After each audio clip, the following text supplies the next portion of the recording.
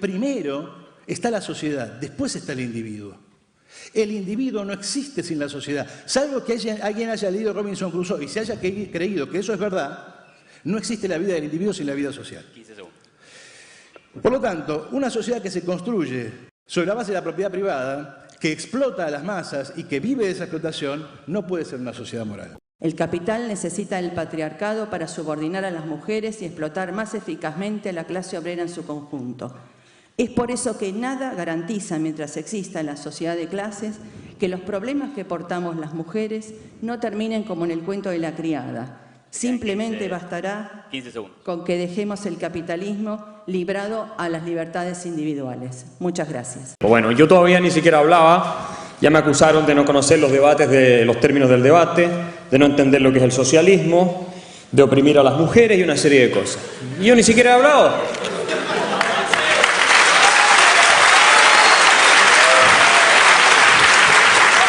No le saquen minutos.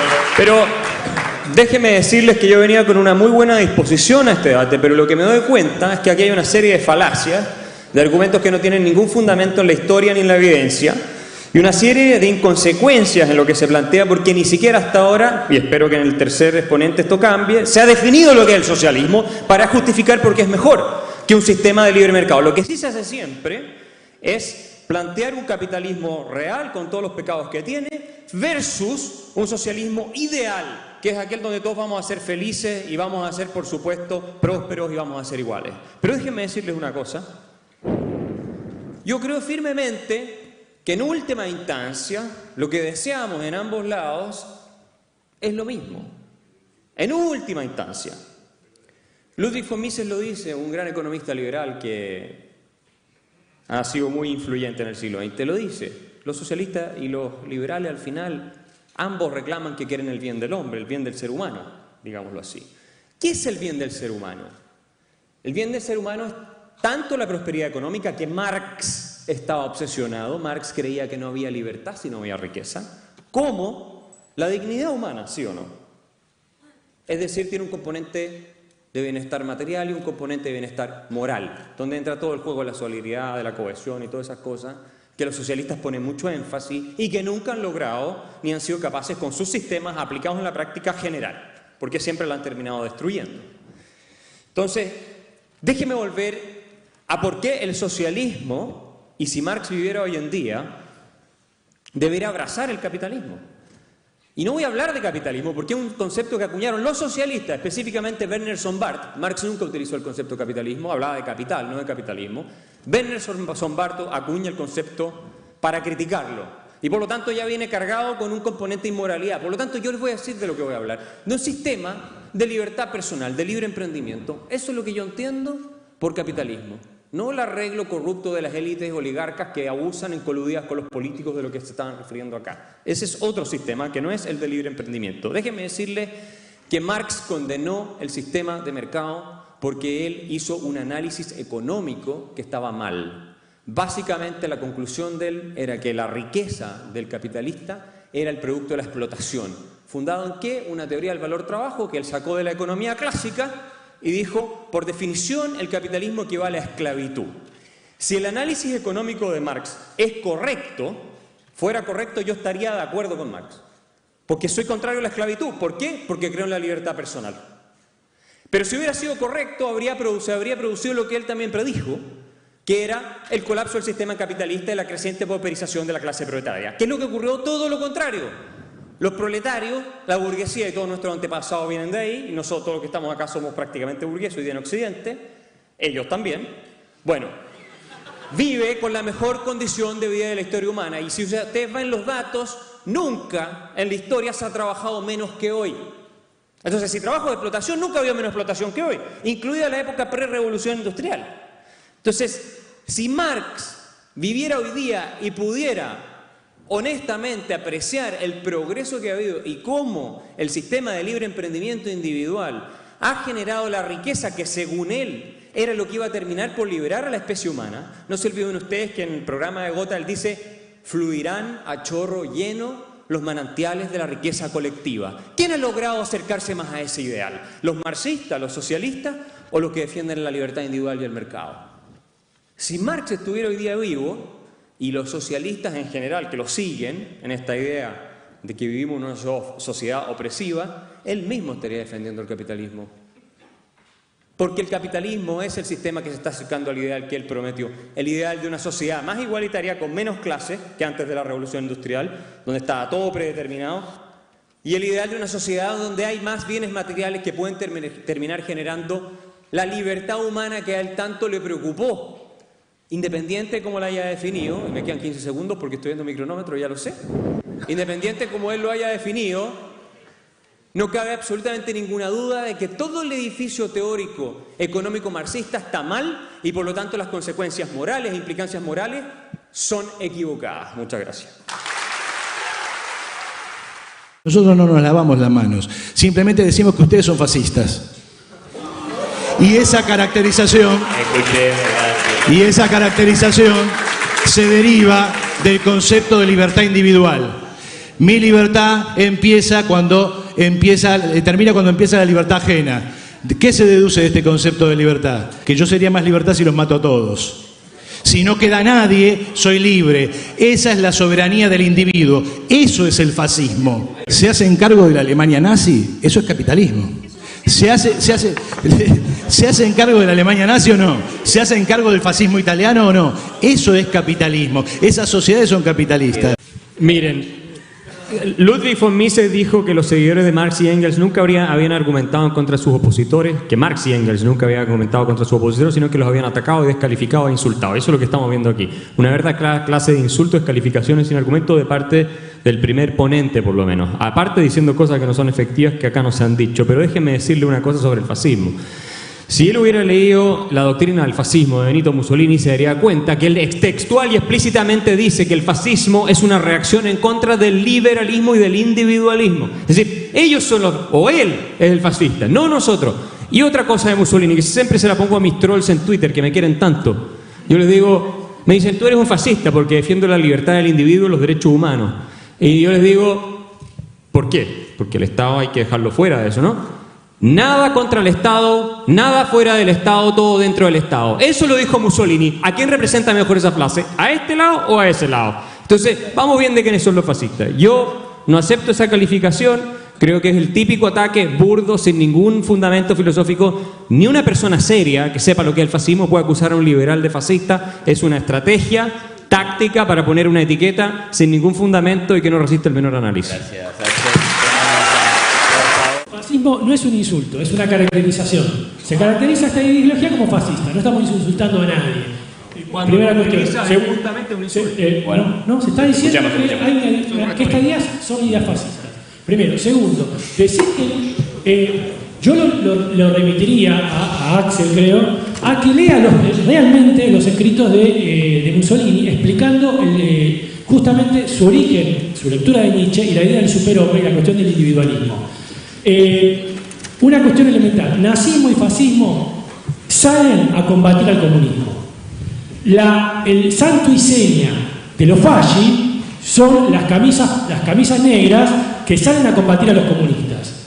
La CSA del nazismo, las camisas negras, son grupos de choque contra los comunistas. El primer campo de concentración del nazismo, Dachau, estuvo destinado a los opositores comunistas. Estos son datos duros. Dos, bajo el fascismo, bajo el hitlerismo, existió la propiedad privada y las grandes empresas. Sí, ¿cómo que no? La IBM, la Volkswagen, Mercedes-Benz, todas las compañías que incluso todas las compañías de gas que se hicieron millonarias por la venta de gas a los campos de exterminio. Esto es una cosa elemental que cualquier historiador sabe. Bueno, lea Karl Bracher, que ni siquiera es socialista. Karl Bracher es un historiador liberal que explica cómo las grandes empresas se beneficiaron con el nazismo. Es decir, yo contra la ignorancia no puedo. Y esto sí es personal. Yo creo que es de una ignorancia absoluta decir que los sistemas nacional socialistas eran capitalistas. En el caso de la Alemania nazi, la banca estaba nacionalizada, las empresas estaban forzadamente cartelizadas, los precios los fijaba el gobierno, la producción la determinaba el gobierno, y sí, hubo capitalistas que hicieron plata con eso, por supuesto, como lo puede haber en cualquier sistema de corrupción crony-capitalismo que también existe en Argentina, que supongo que no es un ejemplo de libertad económica. Y es más, yo les voy a decir una cosa, este país yo lo admiro, es uno de los países que más admiro en el mundo, y lo único que no puedo entender es cómo es posible que en todos los indicadores, si vamos a hablar de libertad económica, capitalismo versus intervencionismo, Chile está muy por sobre Argentina cuando hace 100 años o hace 60 años era completamente al revés. ¿Por qué? Ustedes han expandido el tamaño del Estado y han aniquilado la libertad económica en este país. Ustedes ven un ranking de libertad económica, Argentina no está ni entre los 100 primeros puestos, Chile está entre los 15 primeros. Ahora yo te digo, ¿quién tiene menos pobreza? ¿Quién tiene menos inflación? ¿Quién tiene menos deuda pública? ¿Quién tiene mayor movilidad social? ¿Quién tiene mayor índice de desarrollo humano en las Naciones Unidas? Etcétera, etcétera, etcétera. Y sobre Estados Unidos, que lo han atacado tanto, no se olviden que en Suiza hay capitalismo, en Noruega hay capitalismo, en Finlandia hay capitalismo, en Suecia hay capitalismo, en todos esos países hay capitalismo donde tú no puedes dar el mismo ejemplo. Y lo que decía Stephen Hicks es cierto, los pobres en Estados Unidos viven con un ingreso en promedio 10%, no 10%, 10 veces superior, 1000%, 10 veces superior a los pobres en los países que son menos capitalistas o en los cuales se aplica el modelo que ellos están defendiendo. Entonces, no me digan aquí que el nacionalsocialismo era sobre el individuo y sobre la libertad económica, porque era todo lo contrario. Queremos hablar de pobres, queremos hablar de cómo se vive bajo el socialismo, hablemos de los hechos, hablemos de la experiencia, de la realidad. Yo acabo de estar en Venezuela, el año pasado estuve en Cuba y vi cómo vive la gente en Venezuela. La gente que revisa las bolsas de basura, sí, usted se ríe, pero la gente la está pasando mal y es por culpa de una ideología que mucha gente sigue defendiendo. Gracias, Antonella.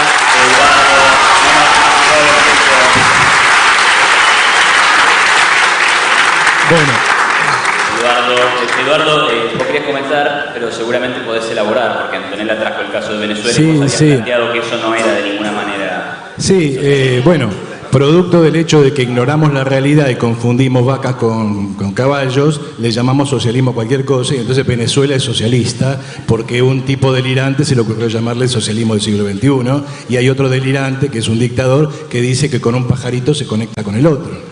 Ahora, eso no es socialismo, eso es capitalismo.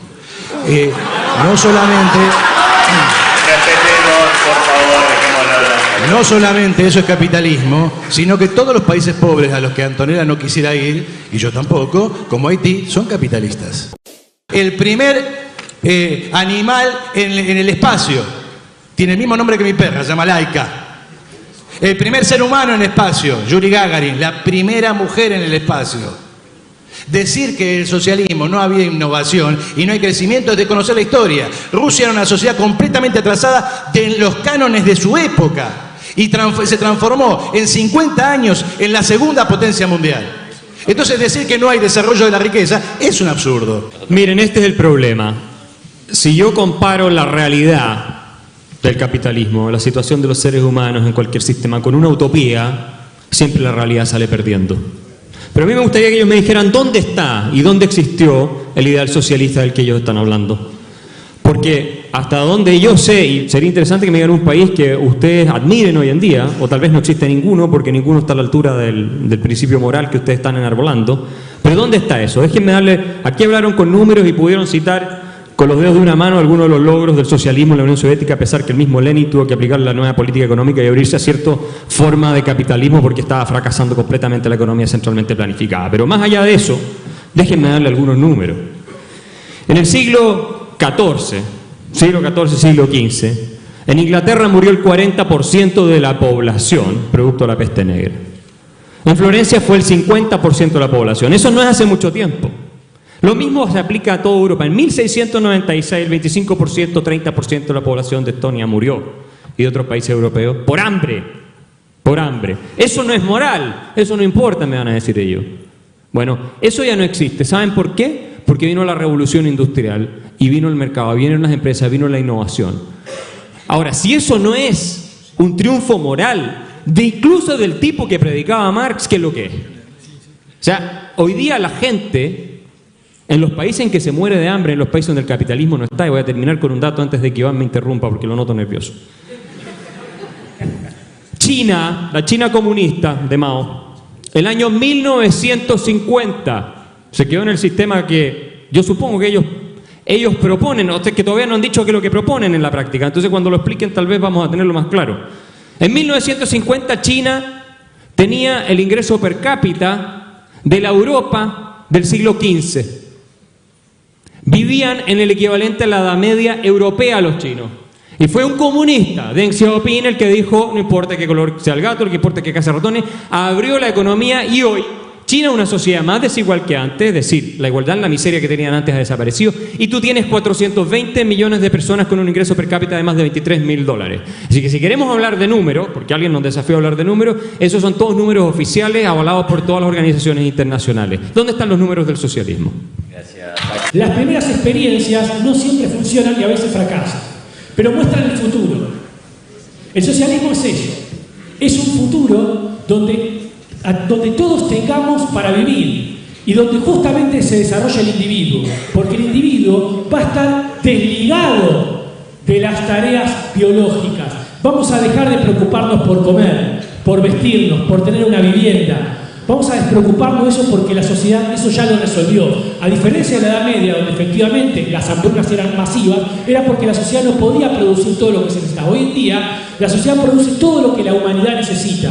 Es cuestión de que la humanidad se apropie de su verdadero trabajo y se dedique justamente a su labor de creación individual. Aquí hemos llegado al punto de hablar de violencia revolucionaria para cambiar la sociedad. Bueno, este ha sido el discurso clásico del socialismo y todo lo que vimos en el siglo XX, con los 100 millones de muertos, es la consecuencia de eso.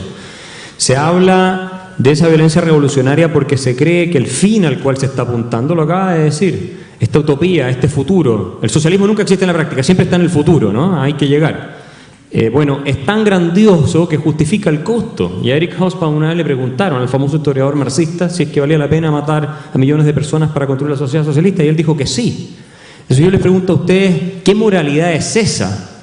La que contempla como parte de su metodología el asesinato y la insurrección violenta en contra de millones de personas. No necesariamente van a caer los que supone que según esta teoría son culpables, sino millones de inocentes también, o cientos de miles de inocentes, como pasó en la historia. Yo creo que a estas alturas, me quedan 30 segundos, debatir sobre la moralidad del socialismo después de toda la evidencia empírica es como pensar que una pareja que te ha sido infiel 30 veces, ahora sí que sí va a llegar el momento donde te va a ser fiel.